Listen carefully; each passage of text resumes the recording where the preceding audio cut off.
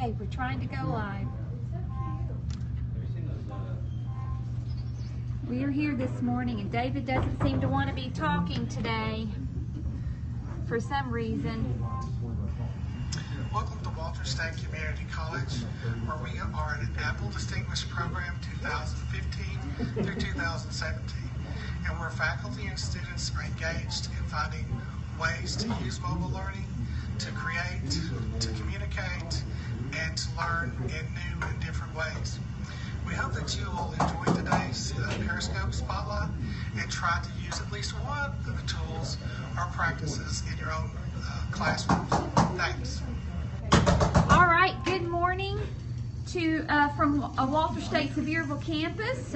We are on the second floor of one of the buildings, and you can hear the noise already behind me. A lot of excitement going on in this hallway. We have Robbie the robot, per Treyton Williams telling me that. So you see students out, and there's all kinds of creatures rolling around, and we're going to find out a little bit more about what's going on. Whoops, today I almost stepped on one. So let's see what's going on. Okay. Good morning. Good morning. Good morning. How are you? Great. And so what's going on? We're just looking at the robots right now. We're teaching the orientation. I mean, of course, it's round, but it has to have a butt. So we're currently looking for the butt light. And Okay. it's one of the switches we turn on, and then once we know where the back is, then she can grab the joystick. So just take it and just move it any direction you want, and then it takes off. Oh, and there it goes. And then the robots can also, if they get close to each other, they can indicate they're close to another robot as well. Some of the robots are running random, and then some of them are programmed to do something very specific. Okay. Awesome. And we have a special guest today, which is our Star Wars robot. Okay, let's see the Star Wars robot. All right. Sometimes you kind of have to wake them up because, you know, they're sleeping and everything. BB-8 is deciding it's going to be antisocial, so when BB-8's shy, it turns its head backwards, everybody. See? Oh, don't turn your head. Hey, BB, I'm sorry. I know it's early. Thank you, BB-8. Do you like Darlene? Oh. Yeah, I didn't think so. You'll notice, Darlene, as you get near the robot, it turns its head away from you. It doesn't want to talk. My feelings are hurt, BB. But are you happy to be on television this morning? Oh, yeah. Well, BB-8's very, very happy. These robots are constructed on the Spirio framework, and they're all the same robot, and BB-8's head is just held on by a magnet. It's got little rollers on the bottom of it. There's a magnet in the top that keeps the orientation near the center. We've got one of the clear robots, which actually shows you the two different engines inside that's running to keep the orientation correct, and the small black antenna is for Bluetooth connectivity. Okay. And then the rest of the robots are in opaque shells, and they all have little faces on them, as this one does. Okay. And we charge them by using the transducer cups, and we just plug them into the wall, and they'll charge themselves back up. Okay. If you hear the sounds that you hear occasionally, that is the sound that's indicating this robot is near another robot. Okay, I just saw one light up when that one came close to it. Was that because it was close to it, or is that another reason? That's another reason. Some of the programmers program their robots to flash a color signal occasionally to indicate which robot is theirs, because if you look, they're all round robots. They're very hard to tell which robot is yours, but each robot has a name. The robot here is Sir Awesome. We have Dr. Who. The students were allowed to actually name the robots. And this robot is one of our favorites. This is Robbie for Dr. Melton. Dr. Melton's on here. That's right. Trey. So that's her robot. She's following us right now. So, Dr. Melton, there's your robot. Now, this one over here is doing some strange things. Dr. Melton says she has an ollie for your class, Treyton. Do you know? That's good. Yes, we do. We have an ollie as well. Okay. The ollie is a tubular robot that has multiple engines in it. Okay, so what's happening to this one over here? Because it's looking... All right, Hunter, you just want to run a program so she can see it? Treyton, someone asked, is this like cars that drive themselves? No, we have to program them, and we do have to then submit the code or transmit the code into the robot. They can operate autonomously, but that was never their purpose. They should always operate within Bluetooth range, which for the new generation robots are over 50 feet, but for the old generation robots, we're about 40 feet before we lose connectivity. Okay. So what's wrong with this one? He's Well, acting actually, upset. nothing's wrong. Hunter is showing, Hunter's one of our programming students, and he's showing taking the motors out of synchronization, which is what causes it to oscillate that way. If you look at another robot that's just running around the room, both engines are in synchronization now.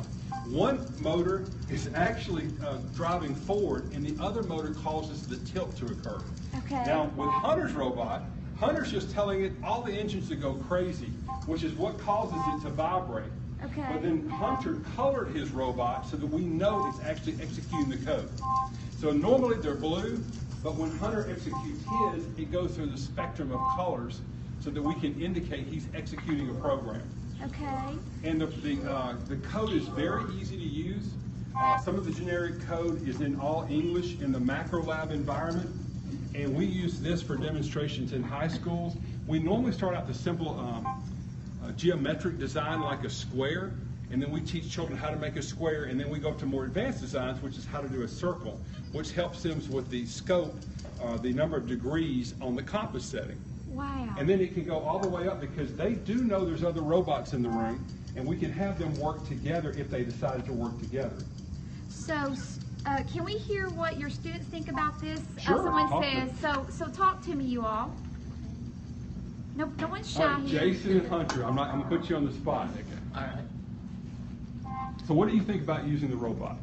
They're pretty fun to use. As far as they're pretty easy to learn and they're really fun to use. What did we do last semester? Because we're near a lake.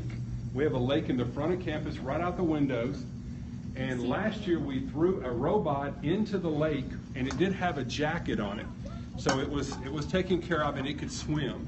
And the students had to program the robot to enter the water, draw a square, and come back out of the water back to the operator's hand or the area where the operator was standing. And so did that happen, guys? Yeah, it did. Oh my gosh, and you Dude, all sent it programmed. across the entire pond. Really? Yeah. And then someone had to go out there with waders to get it back. I think we had like little special flippers for it too. Yeah, we made flippers for it out of a milk jug, and we put little shark fins on the outside of the robots and then threw them in the water to see what would happen.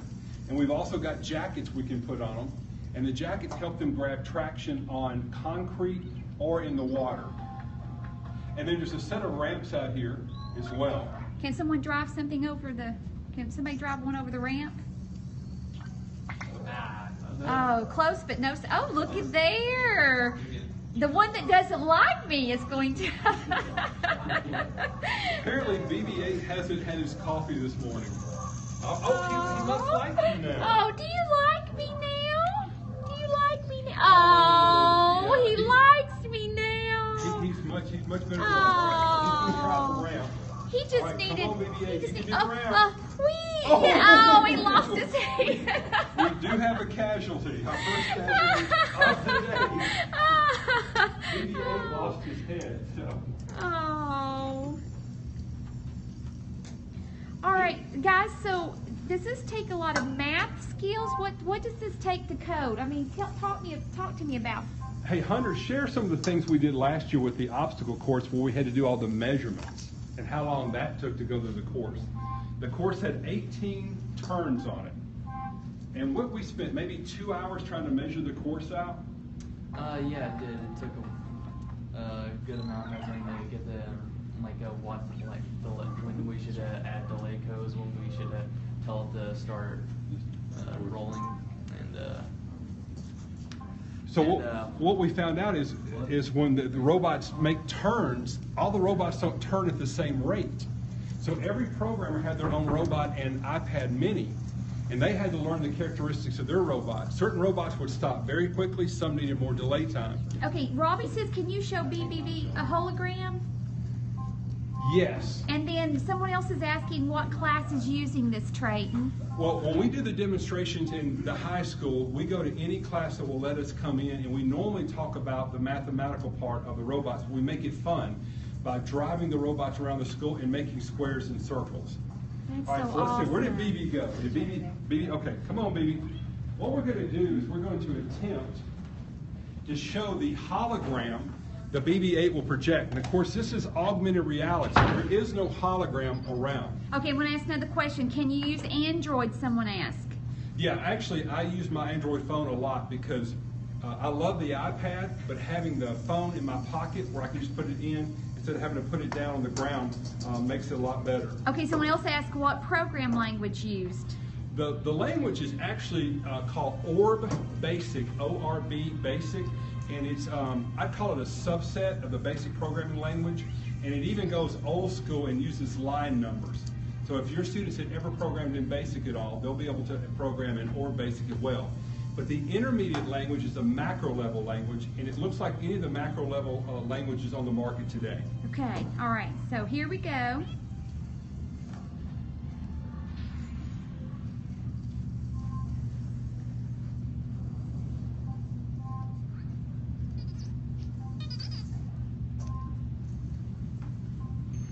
All right, so if you're looking now, you will see that R2-D2 is floating in the air as BB-8 projects a holographic image. If you guys have never seen augmented reality, come behind us and watch it. So there is no R2-D2, but BB-8 is projecting an image of R2-D2 on top of its head and it's floating. Okay, someone just asked, can you make your own robot? Yes, you can buy this, what I call the Spirio framework on the internet, and if you go to YouTube, you'll actually split the seam in half, which has been hermetically sealed, but it's very easy to split it in half. You can do it with a glass cutter, and it'll actually open itself up, and some people are replacing it with these clear shells as well, and they're adding other accessories inside, taking the batteries out. Because one of the limitations is once this battery is gone, because it sets in a transducer cup, there's no way to upgrade the battery. Now the newer robots have the USB connection to them, and they do have replaceable batteries. But these original generation robots, you can't replace the battery at the bottom. So there has been hacks on the internet to take the robot apart, pull the battery out, and replace it. And I know that some of the antenna have been replaced, so you can get over 100 feet with them as well. So how long do the batteries last? If you're using the conservative mode, we can get 1 hour.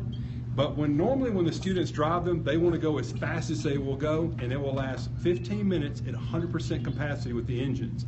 But the engines are set to go at 60% by default, so you can get your full hour out of them. But now, when we have races, we go 100%. Someone said they wish they had a professor like you. They would have loved school. Thank you very much. I appreciate that. Awesome. Awesome. Have you guys ever seen augmented reality before? Well, may I say something on augmented reality? We're just now starting this next phase in science. And once we get to the point that we can get these toys to use augmented reality, I see us being able to use it in biology. Imagine going into anatomy and physiology class and being able to put on your goggles, and in front of you is a projected holographic image, and you'll be able to open up the chest of this virtual cadaver and pull the organs out individually and set them down virtually. Yep. And in 3 dimensions, you'll be able to spin the organs around. And this can be for almost any area. I mean, engineering, you could actually do it for an English class where you could physically grab verbs and put them back into place.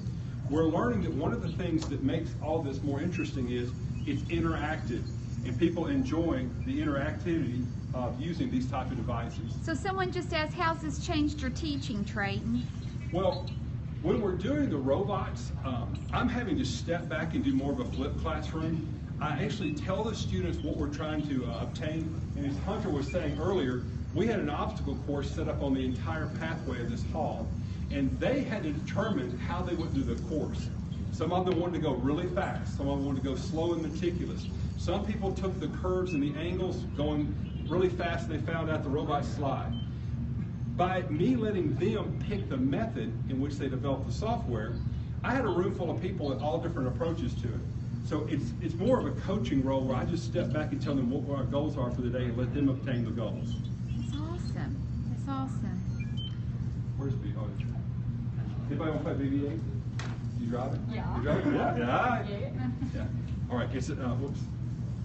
Okay. And it's just the same thing we did before with the joystick. Okay, so you can see kind of, the technology that is here. Wow, I can't even wrap my mind around what is sometimes I move possible. it to, there you go. And Treyton gave some great examples of how to use There you go.